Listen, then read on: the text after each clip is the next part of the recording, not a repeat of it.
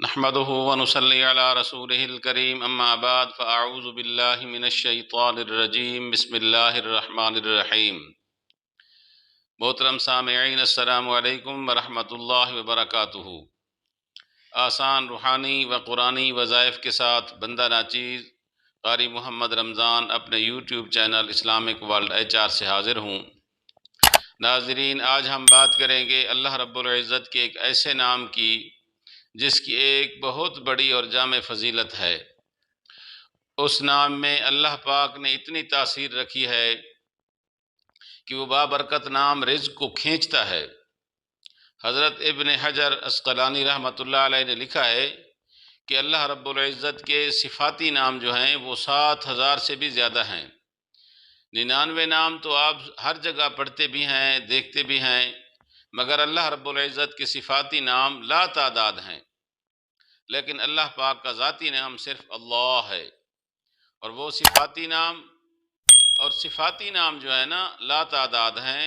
اللہ پاک کا ایک صفاتی ناموں میں سے ایک نام یا وہاب، دینے والا، عطا کرنے والا ہے۔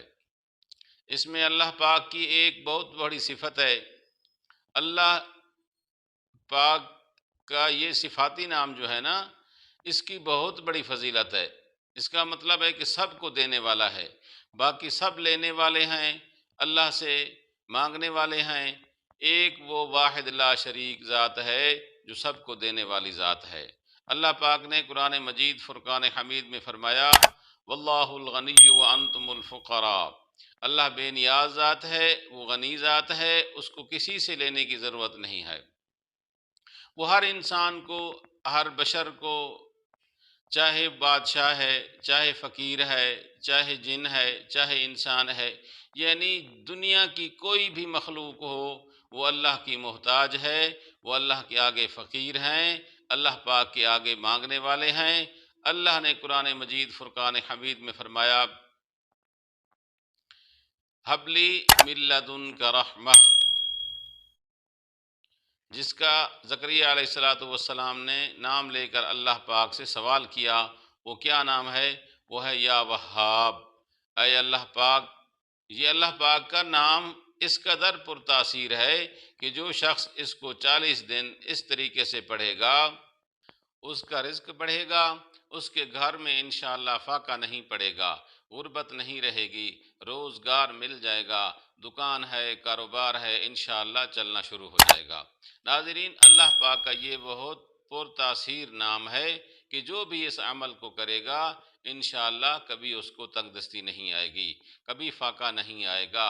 اور انسان یہ عہد کر کے اس وظیفہ کو کرے، اے اللہ میں عہد کرتا ہوں کہ کسی غیر سے مدد نہیں مانگوں گا، یا اللہ تو ہی دینے والا ہے، کسی غیر کے آگے عبادت نہیں کروں گا، کسی غیر سے مدد نہیں مانگوں گا۔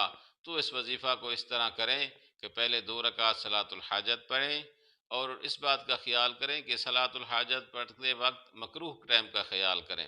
مکروہ ٹائم جو ہے نا وہ صبح سورج نکلنے کے وقت ہوتا ہے، تقریباً 20 منٹ کا وقفہ ہوتا ہے اس کا، 20 منٹ کے بعد آپ بے شک پڑھ سکتے ہیں جب سورج نکل رہا ہو۔ اس کے بعد سورج جب سر کے اوپر آ جائے، تقریباً یہ